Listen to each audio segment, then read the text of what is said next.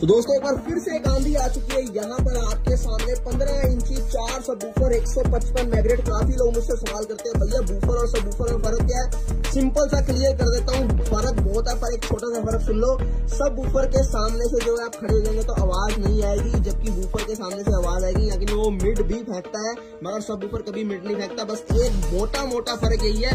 बाकी कोई बोलता है मोटी कौन है, कोई बोलता है कुछ है क्वाइल ये वो, ये सब अलग अलग फर्क है। पर मेजर डिफरेंस ये बता रहा हूँ, हाई इंपोर्टेड दी गई है यहाँ पर आपको, जिसके साथ ही वुडन कोटेड जो है यहाँ पर आपको कैबिनेट मिल जाती है। साथ ही साथ हीट सिंक देख लो, जैसे जैसे जो है साइज बढ़ता जाएगा भाई साथ साथ में यहाँ पर हीट सिंक बढ़ाऊंगा। आफ्टर ऑल जो है क्वालिटी का सवाल है, मेरे देश का सवाल है, यहाँ पर मेरे देश के लोगों का सवाल है।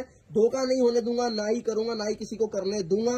इसीलिए जो है यहाँ ढाल बन के खड़े हुए हैं सबके बीच में और म्यूजिक इंडस्ट्री को लीड कर रहे हैं। डीजे प्रो मॉडल 15 इंची फर्स्ट टाइम यहाँ पर आपको जो है पैनल के अंदर मिल रहा है। Take care, bye.